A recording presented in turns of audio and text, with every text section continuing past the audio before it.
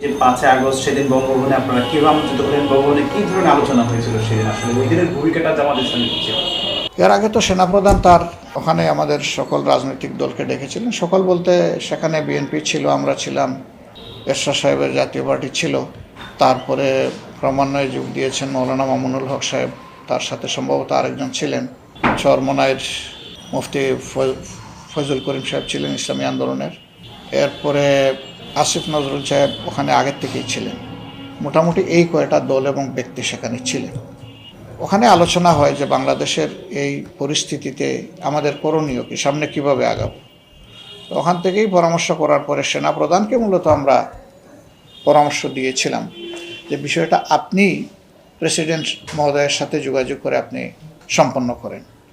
একটা পর্যায়ে দেশের এই অবস্থা দেখে তিনি নিজে অনুভব করলেন যে এই কাজটা একা তার পক্ষে বা সেনাবাহিনীর পক্ষে করা সম্ভব নয়, এখানে সরাসরি রাজনৈতিক নেতৃবৃন্দের সহযোগিতা দরকার।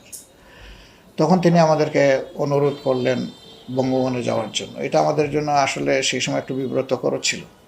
আমরা বঙ্গভবনে যাব, রাজনৈতিক দলের নেতৃবৃন্দ বা কর্মীরা যারাই যাবে তারা তো যাবে প্রেসিডেন্টের দাওয়াতে, কিন্তু আমরা অনুরোধটা পাচ্ছি সেনাপ্রধান থেকে। দেশের সার্বিক অবস্থা বিবেচনায় নিয়ে এবং এটাকে একটা গুরুতর ইমার্জেন্সি বিবেচনায় নিয়ে আমরা তখন ওনার ডাকে সাড়া দিলাম এবং আমরা গেলাম। সেখানে যাওয়ার পরে প্রেসিডেন্ট মহোদয় ছিলেন, তার সাথে আমাদের অর্থবহ আলোচনা হয়েছে।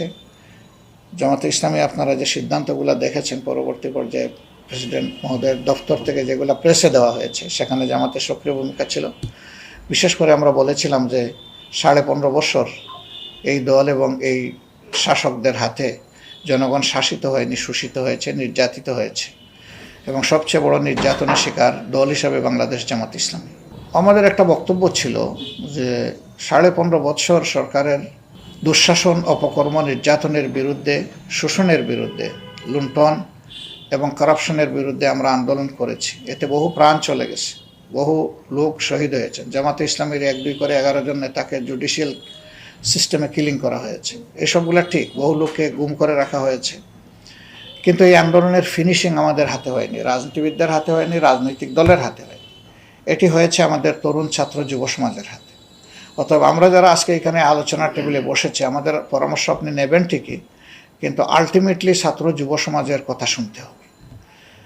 তাদের কথা না শুনলে এই পরিস্থিতি থেকে উত্তরণ হওয়া সম্ভব নয়।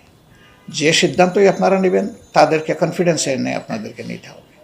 আলহামদুলিল্লাহ সেটা গৃহীত হয় এবং অ্যাকর্ডিংলি সেভাবেই কোর্স অফ অ্যাকশনগুলো আগায়।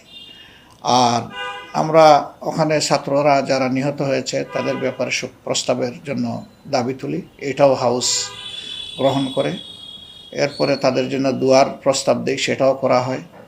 এছাড়া অন্যান্য আলোচনা যেগুলো আপনারা দেখেছেন সবগুলোতেই আমাদের সায় সমর্থন এবং বক্তব্য ছিল।